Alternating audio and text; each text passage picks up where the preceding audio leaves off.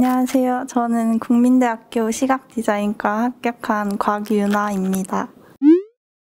한국사는 1등급 받았고 국어는 100분이 96, 영어는 1등급, 생활과 윤리는 100분이 91, 사회문화는 100분이 77 받았습니다.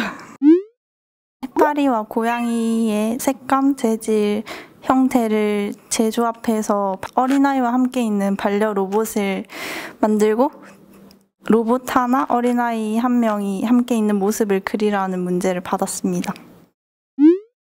일단 처음 문제를 받았을 때는 고양이, 해파리로 반려 로봇을 만드는 거라 아이랑 같이 노는 동새가 있는 모습이 문제에서 유리하겠다는 생각이 들었지만 제가 동새가 있는 그림이 좀 약한 편이어서 오히려 아예 다른 방향으로 좀 접근을 하려고 했어요. 그래서 저는 좀 큰 대형 반려 로봇을 만들고 그 로봇이 키가 작은 어린아이를 위해서 이렇게 들어주고 아이가 위쪽에 있는 책을 꼽으려고 하는 장면을 그렸습니다. 그리고 문제를 받았을 때 로봇이다 보니까 해파리랑 고양이만으로 표현하기가 좀 힘들어서 금속 소재를 쓸까 고민도 했는데 좀 불안하기도 했고 조건에서 틀리게 될까 봐 그래서 이제 관절 같은 부분에는 보통 금속을 쓰는데 저는 해파리 다리 부분을 실뭉치처럼 이렇게 똘똘 말아서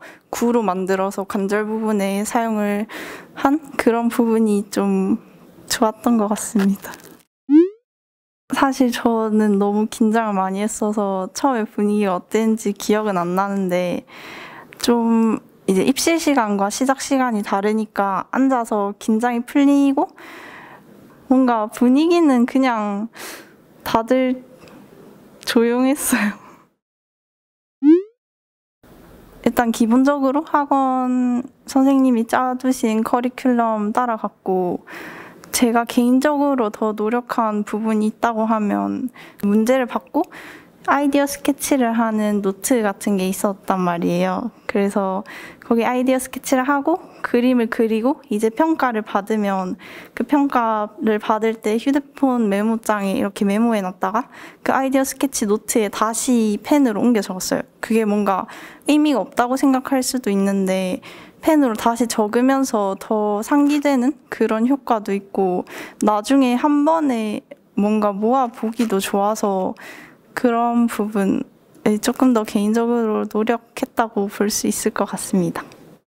제가 그림에서 약한 부분이 크기가 작은 거랑 느린 거랑 그릴 때 고민을 많이 하는 게 있었는데 제가 이런 고민들을 선생님들한테 뭔가 상담식으로도 많이 받고 했었는데 아예 과하다고 생각할 정도로 크게 그려보라고 하셔서 뭔가 계속 연습하면서 크기 같은 부분은 좀 고쳐나갔고 속도랑 고민 많이 하는 게 정말 안 고쳐졌는데 그것도 선생님께서 뭔가 고민을 줄이는 방법 같은 것도 말씀해 주시고 완성을 못한 적도 꽤 있었는데 그릴 때 계속 옆에서 시간 관리하는 거에 대해서 말씀해 주셔서 그래도 시험장 가서는 그 덕분에 완성하고 왔어요. 저 수업해 주신 선생님이 문제를 살짝 맞추셨어요.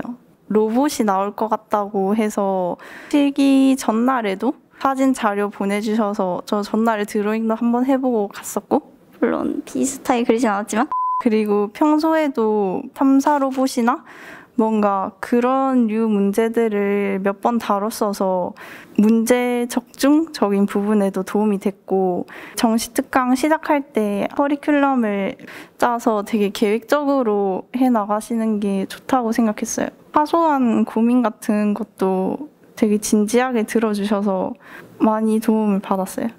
선생님이 수업하시는 걸 보면 정말 학생들이 진심으로 잘 되기를 바라고 계신다는 게 느껴집니다.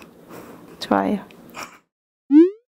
멘탈이 좋은 편은 아닌데 또 뭔가 회복이 잘 되는 편이라 입시하면서도 솔직히 울기도 많이 울었는데 울고 털어내고 다시 또 울고 털어내고 그런 회복 탄력성?